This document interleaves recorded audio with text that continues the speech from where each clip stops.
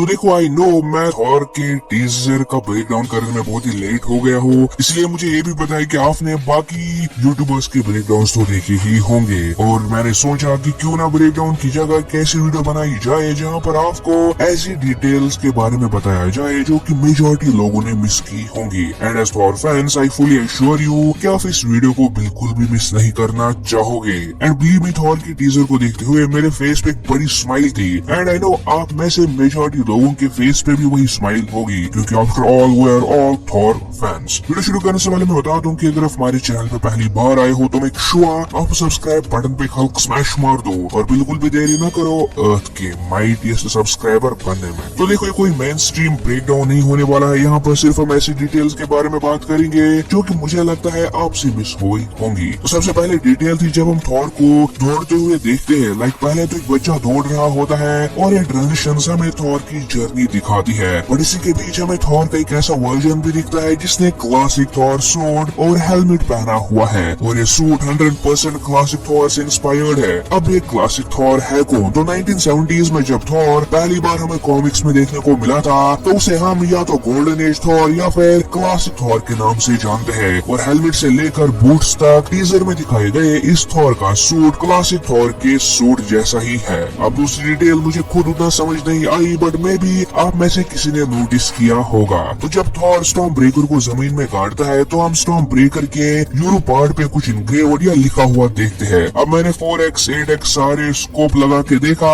But कुछ बात नहीं बनी, बट इतना कंफर्म्ड है कि ये इंग्रेविंग उस पे इससे पहले नहीं थी, क्योंकि इन्फिनिटी वॉर और एंड गेम में हमने स्टॉर्म ब्रेकर को देखा बट उस पे कुछ लिखा हुआ नहीं था। अब मे भी ये कोई स्पेल हो सकता है जो कि स्टॉर्म ब्रेकर को भी वर्दी बींग्स उठाने के लिए थॉर ने डाला हो या कुछ और मे भी मैं यहाँ पर ज्यादा एग्जैजुरेट कर रहा हूँ। बट अगर आप में से किसी के समझ में ये डिटेल आई तो हमें कमेंट्स में जरूर बताना। अब इसके आगे हम एक फाइट सीन देखते हैं जहाँ थॉर अपना गाउन फेंक के एक पत्थर के ऊपर चढ़ जाता है। अब एक्चुअली सीन में गार्डियंस और किसी और की लड़ाई चल रही होती है, क्योंकि हम देखते हैं कि कैसे स्टार लॉर्ड और बाकी गार्डियंस छुपे हुए हैं। अब थॉर यहाँ पे ऊपर चढ़ के सरेंडर कर रहा है या पीस बनाने की कोशिश कर रहा है खुद को सरेंडर करके, क्योंकि टीजर में हमें इसे पहले दिखाया जाता है कि थॉर कहता है कि अब मैं हीरोगिरी और लड़ाई करना छोड़ चुका हूँ, और ऐसे इस डायलॉग के साथ परफेक्टली मैच खाता है। और इसके बाद जब गार्डियंस फाइट करने के लिए निकलते हैं तो थॉर पीछे हट के दूसरी तरफ निकल जाता है, जो कि अगेन शो करता है कि वो लड़ना नहीं चाहता। और यस यस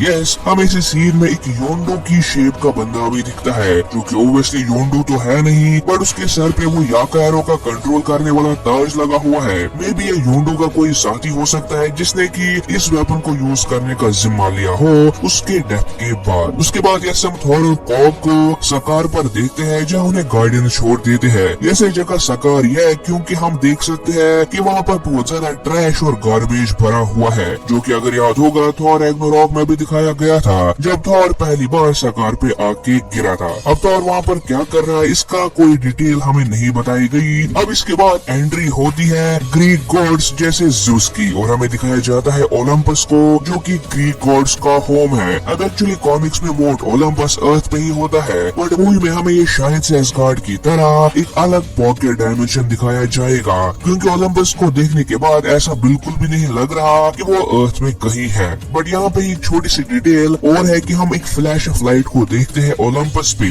अब मे बी ये Greek God of speed Hermes हो सकता है, या फिर मे बी ये थॉर बाइफ्रॉस्ट का यूज कर रहा है, क्योंकि हमने देखा है कि बाइफ्रॉस्ट एक ट्रेल ऑफ लाइट को छोड़ता रहता है पीछे। इसके बाद हम ज़ूस को देखते हैं जिसके पास उसका वेपन थंडर बोल्ट भी दिखाया जाता है। यहाँ पे एक और डिटेल जो कि शायद आपसे मिस होगी कि ग्रीक गॉड साइज में एवरेज ह्यूमन से बड़े हैं दिखने में, क्योंकि हम ज़ूस के साथ और दो लेडीज को देखते हैं जिनका साइज नॉर्मल ह्यूमन से बड़ा लग रहा है, और ज़ूस जिनकी तरफ मुंह करके बात कर रहा होता है वहाँ अगर आप नोटिस करोगे तो हर एक हाउस के बीच में एक बड़ा साइज वाला बींग दिखता है और उसके साइड में रेगुलर साइज वाले humans. So yes Greek gods को कॉमिक्स की तरह थोड़ा सा वो जेंटिश लुक दिया गया है मूवी में, बट गॉड इस जगह और इन गॉड्स का क्या हाल करेगा वो तो ऊपर वाला ही जानता है। अब इसके बाद हम कॉर्ग और थॉर को एक आइस प्लेनेट पे जाते हुए देखते हैं जहाँ वो एक बड़े मॉन्स्टर की लाश को देखते हैं। एक्चुअली ये सीन पूरा Thor the God picture issue 3 से कॉपी किया गया है। लाइक इस सीन की 100% डिटेल्स उसी कॉमिक पैनल से ली गई है, बट कॉमिक पैनल में हमें गॉर्ग नहीं देखने को मिला, बट मूवी में हमें हमें यहाँ पर थॉर के साथ कॉग भी देखने को मिला। अब इस मॉन्स्टर जिसका नाम फेल्कार द बेहोमथ है वो गॉर नहीं मारा होता है। अब आप पूछोगे कि क्यों? वो इसलिए क्योंकि मॉन्स्टर कोई मॉन्स्टर नहीं, ये गॉड है। और एज वी नो गॉड पूरे यूनिवर्सेस के गॉड्स को मारता चला आ रहा है, जिसमें एक विक्टिम फेल्कार द बेहोमथ भी बना है। इसके बाद हमें न्यू एस्गार्ड दिखाया जाता है जहाँ पर टूरिज्म जोरों शोरों से चल रहा है और हम कुछ क्रूज शिप्स को भी देखते हैं यहाँ पे। बट ये सब तो आपने भी नोटिस किया होगा, मैं यहाँ वो डिटेल्स बता रहा हूँ जो मैं भी आपसे मिस हो गई होंगी। और वो है जब हम वॉल्क्री को एक गवर्नमेंट मीटिंग में देखते हैं तो कुछ देर के लिए हमें वहाँ पे मीक भी देखने को मिलता है, वो भी सूट में। ह्यूमन होके मैंने कभी ऐसा सूट नहीं पहना होगा और ये एलियन होके मजे ले रहा है। एनीवेज थॉर का शिप जिसे उसके 2 गोट्स उड़ा रहे हैं, ये डिटेल तो सबने नोटिस की ही होगी। But for a split second हमें इस बोट पे थॉर, कॉर्ग और वॉल्क्री भी देखने को मिले थे। इसका मतलब ये पार्ट होगा जहाँ ये सब गॉर को ढूंढने के लिए निकलेंगे। अब टीजर के एंड में हम सब ने जेन फॉस्टर के थॉर को देखा, उसके फुल आर्मर और म्योल्नर के साथ। आई रियली थॉट कि वो जेन फॉस्टर को पहले टीजर में रिवील नहीं करेंगे।